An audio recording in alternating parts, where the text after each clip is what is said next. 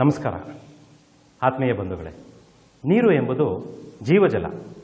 ಒಬ್ಬ ಮನುಷ್ಯ ಊಟವಿಲ್ಲದೆ 15ರಿಂದ 20 ದಿನ ಬದುಕಬಲ್ಲನು. ಆದರೆ ನೀರಿಲ್ಲದೆ ಕೇವಲ 3 ದಿನ ಕೂಡ ಬದುಕಲಾರ. ಈ ಭೂಮಿ ಮೇಲೆ ಮನುಷ್ಯನಿಗೆ ಅತಿ ಅಮೂಲ್ಯವಾದ ಸಂಪನ್ಮೂಲ ಎಂದರೆ ಅದು ನೀರು. ಜವಾಬ್ದಾರಿಯುತ ನಾಗರಿಕರಾದ ನಾವು ಆ ನೀರಿನ ಪ್ರಾಮುಖ್ಯತೆಯನ್ನು ಅರಿಯದೆ ಹೀಗೆ ವ್ಯರ್ಥ ಮಾಡುತ್ತಾ ಹೋದರೆ ಮುಂದೊಂದು ದಿನ ಏನಾಗಬಹುದೆಂದು ನೀವೇ ನೋಡಿ.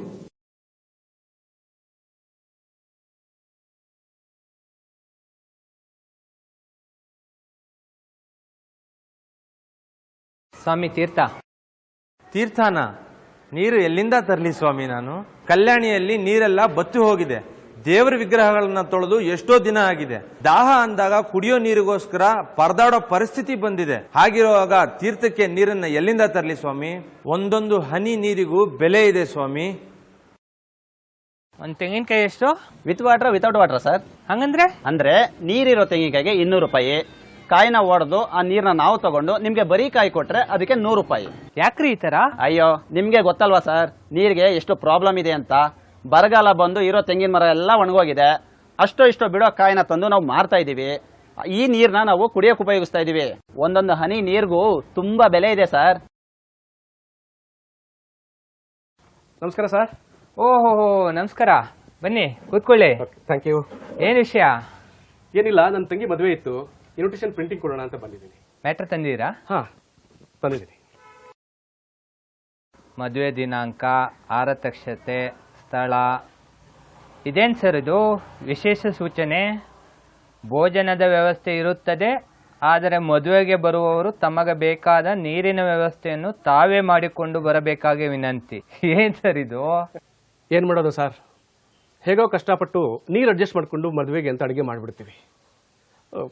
ಕೈ ಒರೆಸ್ಕೊಳ್ಳಿಕ್ಕೆ ಟಿಶ್ಯೂ ಪೇಪರ್ ಕೊಡ್ತೀವಿ. ನೀರಿನ ಅಭಾವ ಎಷ್ಟಿದೆ ಅಂತ ನಿಮಗೆ ಗೊತ್ತಿದೆ ಅಲ್ಲ ಸರ್.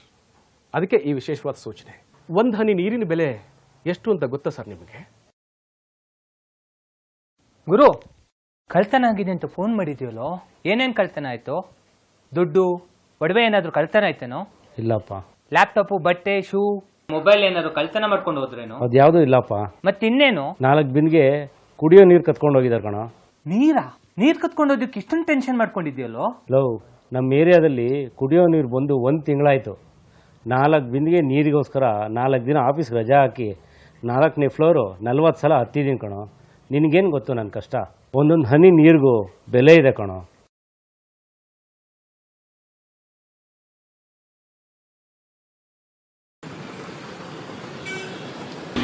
ಏನ್ ಸರ್, ಅಕ್ಕಿ ಗೋಧಿ ಕೊಡ್ತಾರಂತೆ ಚೀಲ ತಗೊಂಡ್ ಬಂದಿದ್ದೀನಿ. ನೀವು ನೋಡಿದ್ರೆ ಎಲ್ಲ ಕ್ಯಾನ್ ತಂದಿರಾ, ಸೀಮೆಣ್ಣೆನು ಕೊಡ್ತಾರಾ? ಸೀಮೆಣ್ಣೆಗೆಲ್ಲ ರೀ, ಕುಡಿಯೋ ನೀರು ಕ್ಯೂ ನಿಂತಿರೋದು. ನೀರ್ಗ? ನೀರಿಗೆ ಅಷ್ಟೊಂದು ಪ್ರಾಬ್ಲಮ್ ಆಗಿದೆ. ಮೊದಲು ಮನೆಗೆ ಹೋಗಿ ಕ್ಯಾನ್ ತೊಗೊಂಡು ನೀರು ತುಂಬಿಸ್ಕೊಳ್ಳಿ.